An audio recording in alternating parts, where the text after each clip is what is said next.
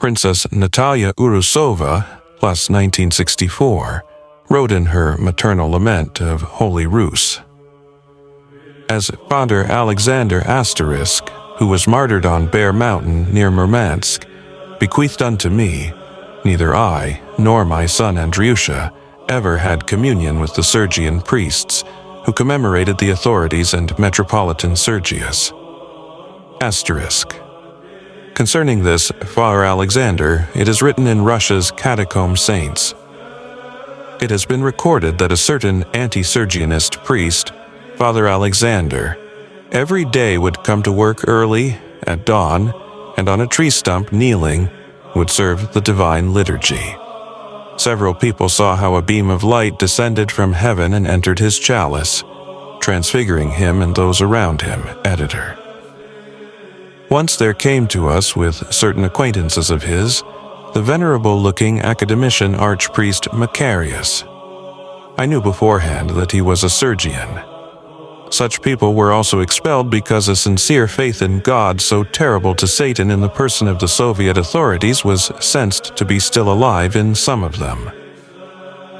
Having come to us, he raised his hand to bless me, but I rejected and did not accept his blessing, saying, "Forgive me, Father, I cannot accept your blessing.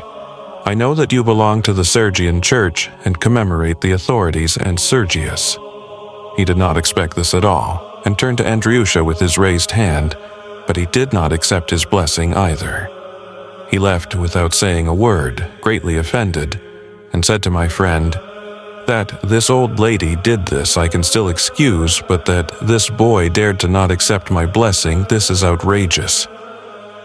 A few days later he came back and no longer tried to bless us. I expressed to him my definite view on the Sergian Church and on Sergius. Afterwards, we were to see each other and often talked, being of completely opposite convictions. He arranged something like a small church in his room, served liturgy, and asked Andriusha to come to sing and read without commemorating either the authorities or Sergius. We refused. So time passed and we became friends, but not in the matter of church life, although there were signs that he was becoming reconciled to our views. Once, he even had a dispute with Archimandrite Arsene, who had come to us again, but both remained unconvinced. He was exiled for only 2 years, and when he served his term and came to say goodbye, he said, "Our conversations did not remain empty and fruitless. I'm going to Moscow, and there I will find a solution to our differences. I promise that if I am convinced that I am not right, I will honestly tell you about it." He left, and 3 months later, a letter arrived from his son, where he reported that his father, shortly after his arrival in Moscow, officially renounced and departed from the Sergian Church. He refused to worship there, for which he was exiled for 10 years without the right to correspond with anyone. No one knows where he was sent,